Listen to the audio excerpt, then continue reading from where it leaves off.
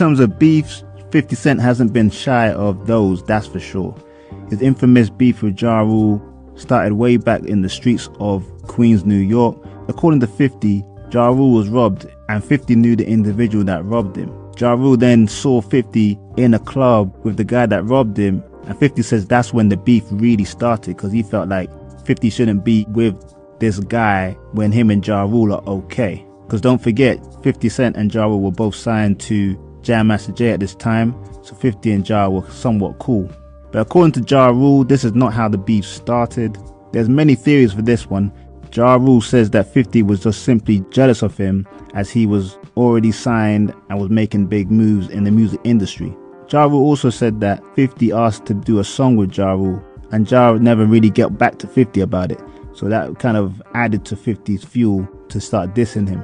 And 50 and Ja Rule also had an altercation in Atlanta where they actually got into a physical altercation.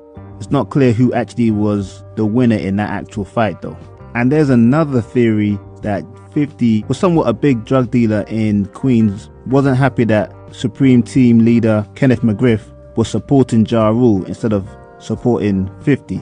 50 felt like he's the one in the streets being gangster, while Preem was supporting Ja Rule, who really wasn't seen as a street guy. That beef ended up going into diss songs, 50 dissing Ja Rule and his crew Murder Inc., and then Ja Rule and his crew dissing 50 as well. It even ended up in another altercation in the Hit Factory where 50 needed a couple stitches. The beef got commercial when 50 signed to Dr. Dre and Eminem, where he released the song Back Down, which was a scathing diss to Ja Rule. By this point, 50's momentum and the G-Unit was too much for Ja. With the flurry of disses, Eminem joined Busta Rhymes.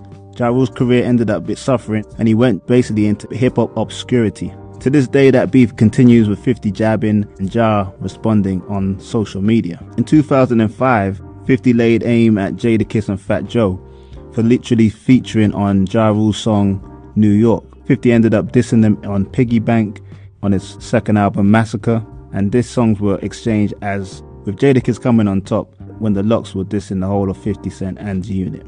Fat Joe and 50's beef got a bit more serious. Joe was very big on the streets, and that was all squashed when 50's manager Chris Lighty died and they got together for a peace treaty. 50's beef with the Game was well publicized as well. This actually started really from the Game really wanting to be his own man and really doing things out of line, which didn't sit well with 50. 50 eventually kicked the Game out of G-Unit, and Game went on a long tirade dissing G-Unit and 50 Cent, starting the whole G-U-Not movement.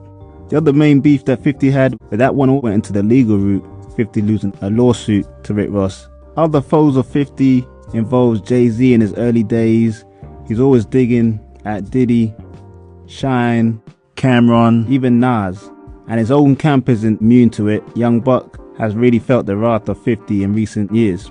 Even Yayo fell out with 50 at one point.